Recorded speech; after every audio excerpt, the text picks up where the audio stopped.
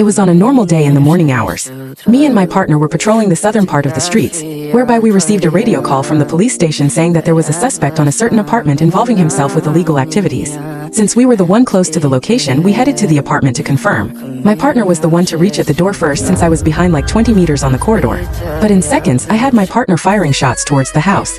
As I rushed in, that's where I realized he had just shot an innocent man. Without wasting of time, I calmed him down as I talked to him on how we gonna cover the incident. Because that was a 10-year in prison looking on our faces. Luckily, as the other police officers arrived, they didn't suspect a thing at all. And so we were food. But now the thing is that wasn't my first time being a bad cop. This is because me and a certain group of other cops, we have been doing some bad things on the street without anyone catching us at all. Whereby one of the cops was my father. In our heads, we believed that we were doing that so as to save our families from poverty. And what motivated me most was my little girl. Time to time, my father always reminded me to be careful not to be caught on the corruption side. Because the whole group will be the one paying the price. But now one day all of this was going to change unsuspectingly. This is because the unit of anti-corruption, which was operated by the FBI operatives, caught me right-handed accepting bribes from criminals.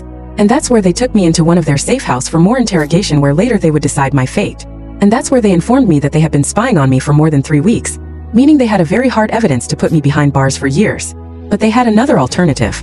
And that is, if I help them to catch the other members of my group, I will be given a full immunity deal and I will have a second chance to see my daughter growing. It was a really hard decision to make since my group wasn't just a group, but it was also like my family. But from where I was sitting, it's like I didn't have much of a choice.